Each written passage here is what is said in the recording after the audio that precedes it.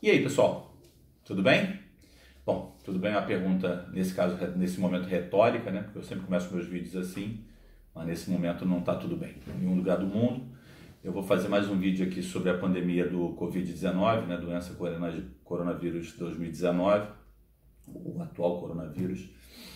E eu fiz uma sobre coronavírus e globalização. Se você não viu, tenta dar uma olhadinha lá. Eu foco na questão dos fluxos, né? Como é que mudou completamente a organização do espaço geográfico, as novas tecnologias, e esse tipo de situação, infelizmente, tende, em maior ou menor gravidade, se tornar cada vez mais comum, porque os fluxos são muito intensos nesse mundo globalizado.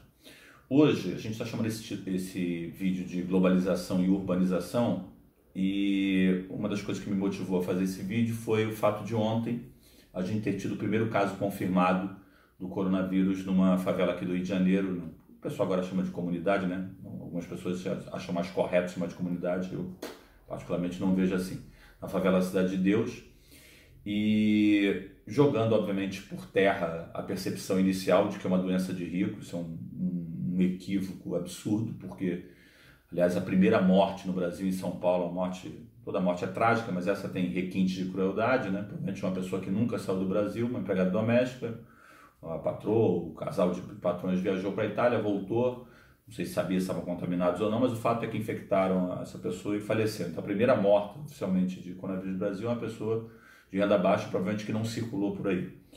E a gente em geografia, a gente valoriza muito a questão espacial.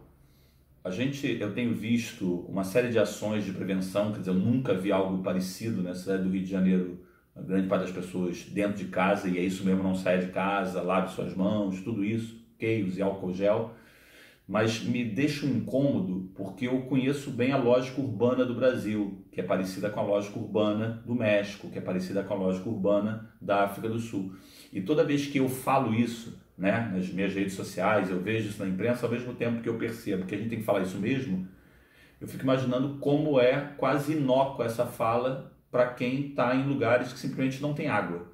E aí lava as mãos, mas o cara não tem água. Então, eu queria falar um pouquinho com vocês sobre urbanização, porque eu espero que não aconteça, mas caminha-se para essa doença ter um impacto enorme nas áreas pobres. E quando eu falo nas áreas pobres, estou falando de países e parte pobre dos países não desenvolvidos. Por quê? Vamos lá.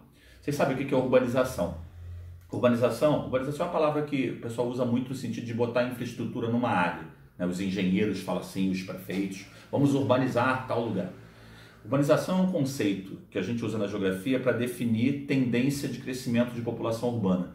A população do mundo foi rural até o século XVIII. No final do século XVIII, com a Revolução Industrial na Inglaterra, começa o movimento de urbanização, que depois se espalha pela Europa, Estados Unidos e Japão, e que o mundo periférico, os países menos desenvolvidos, fazem esse processo no século XX. Então o Brasil, por exemplo, ele só se tornou majoritariamente urbano em 1965. E hoje, de cada 100 brasileiros, quase 90 moram em área urbana. É uma realidade parecida com a do México, Peru, Colômbia, é o que acontece na África do Sul agora, começa a avançar em outros países africanos. Só que existe uma diferença da urbanização que aconteceu na Europa, nos Estados Unidos, no Japão, para o que aconteceu aqui no Brasil, no restante da América Latina, está acontecendo na África, está acontecendo na Ásia. A nossa urbanização veio depois e ela foi muito rápida, ela foi muito concentrada em certos lugares.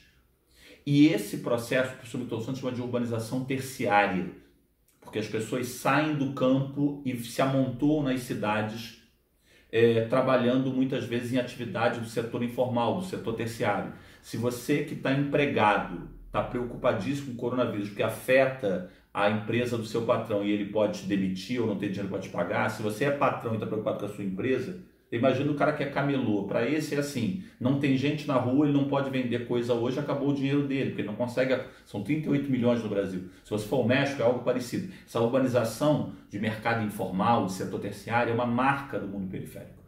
E a outra marca dessa urbanização é a favelização. Vou colocar para você aqui uma primeira imagem, vou usar 5 imagens com vocês. Vou colocar uma primeira imagem que você vai ver o percentual de áreas com presença de favela. Vai aparecer em inglês slum. Slum é o termo que a gente usa para favela. Favela é um nome local brasileiro. Quando eu falei há pouco que chamam de comunidade, eu não vejo qual o ganho de chamar de comunidade em vez de favela. Pelo contrário, eu vejo até um problema. Quando você fala da comunidade da Rocinha, a comunidade de Paraisópolis, parece que é um conjunto de indivíduos diferentes do restante da sociedade paulistana, ou carioca. Mas enfim, não sei se é o politicamente correto, mas a galera chegou à conclusão que comunidade é mais bacana. Favela é o nome de lugar. É um lugar marcado pela carência de infraestrutura, pelo aglomerado populacional com carência de infraestrutura. O nome oficial de favela no Brasil não é favela, nem comunidade. O nome oficial é aglomerado subnormal. No México, eles chamam esses aglomerados de colônias. Sei lá, deixa eu ver mais os nomes que eu sei. No Peru, eles chamam de pueblos jóvenes. Na África do Sul, de townships, e por aí vai. Acho que em Portugal é cidade de lata. Agora, obviamente, favela ou slum é algo, como você vê nesse mapa aqui, é algo típico do mundo periférico. E aí o que acontece é, a gente estava com a percepção de um problema chinês. O problema chinês chegou na Europa, o epicentro é na Europa. A Itália está numa situação terrível, né? Nos últimos 3 dias com quase 800 mortos, 650 mortos e tal. O que a gente imagina é, o problema está nesse momento europeu.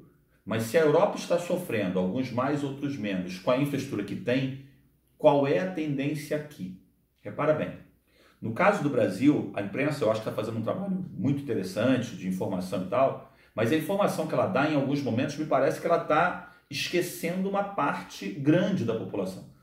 Eu não sei o número exato hoje, mas no censo de 2010 eram 11 milhões de moradores em favelas no Brasil.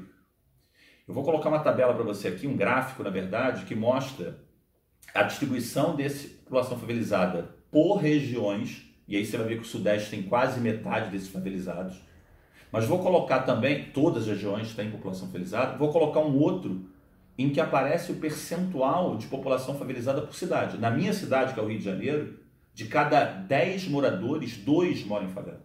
Então, quando eu falo assim, olha, tem que ficar dentro de casa, lave as mãos, está perfeito, é isso mesmo. Mas de cada 5 cariocas, 1 mora em lugares em que a maior parte das casas vai ter lá um cômodo, ou não tem infraestrutura, ou está faltando água, e que é aglomerado. Isso não é da época do coronavírus, é só você pegar a quantidade de casos de tuberculose nessas comunidades e outras doenças. Então, repara, é um número muito grande. Mas, João, isso é uma coisa do Rio de Janeiro? Bom, vamos lá, o Rio de Janeiro tem o maior número absoluto de moradores em favela, mas São Paulo tem um número tão grande quanto. A gente acaba falando menos de São Paulo, porque São Paulo tem uma população maior que aqui no Rio. Mas lá, de cada 10 paulistanos, 1 mora em favela, em comunidade, como Paraisópolis, por exemplo. Outras cidades como Belém, o percentual é maior, quase 50%. Salvador, 1/3. De cada 3 soteropolitanos, 1 mora em aglomerados subnormais. E isso, pessoal, que desenha um quadro terrível e que aparentemente o governo está sonegando, tanto é que há um movimento grande hoje de comunidades para lutar contra essa invisibilidade, né? Porque realmente desenha-se um quadro caótico para a economia. Então, uma parte grande desses moradores já vai ser atingida porque são do mercado informal. Muito bem. Para piorar, quando você vê as primeiras ações do governo, elas são ações que fazem sentido num apartamento como esse, um apartamento de classe média, que está numa área de infraestrutura, e eu, se pegasse a doença, poderia me isolar num cômodo, porque tem mais de um cômodo aqui. Mas não é que não faça sentido, mas dificilmente vai ser colocado em prática numa área que já não conta com a infraestrutura. Então era para ser a prioridade, e a gente não está vendo isso. Há uma mobilização interessante desses moradores. Vi um vídeo de um líder comunitário em Paraisópolis. Existe um grupo chamado G10 que junta várias comunidades que estão usando as tecnologias para se organizar. E eles não só fazendo, tem vaquinha virtual, se vocês procurarem isso para Paraisópolis tem isso. Aqui no Rio de Janeiro a gente recebeu mensagem da Rocinha, a comunidade local pedindo doações, principalmente na área de produtos de limpeza. Já vi algo parecido no Complexo do Alemão. E para além de doação, eles estão se organizando para você ter referências por rua. A pessoa que vai passar informação para outra. Ou seja, há um movimento endógeno que é interessante. Mas é uma luta, assim, árdua, porque você está falando de mais de 11 milhões de brasileiros que moram nesse tipo de região. João, você acha então que vão ser os locais mais atingidos?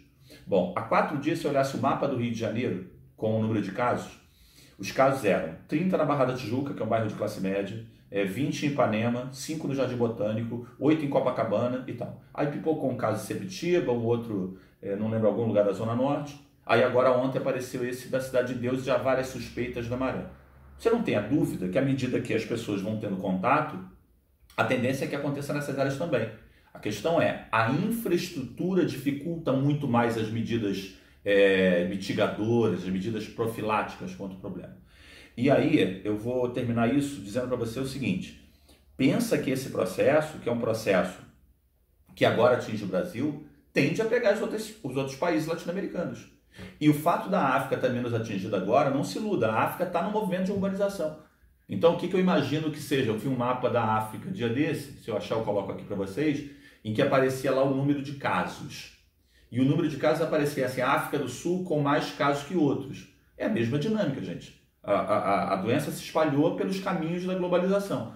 Você imagina que o primeiro sul-africano a chegar contaminado no país era alguém de uma favela de Cape Town, da cidade do Cabo, de Joanesburgo, era um cara de Alexandra. Alexandra é uma área pobre de Joanesburgo. Não, ele é um cara de Sandton, é um cara da área nobre.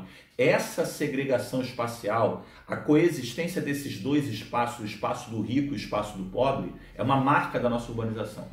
E eu temo que essa doença, que foi vista inicialmente como doença, entre aspas, de rico, ao entrar nesse espaço mais carente, ela tem um grau de letalidade muito maior. Espero estar errado. É isso, pessoal. Um abraço e vamos ver se a gente consegue sair dessa.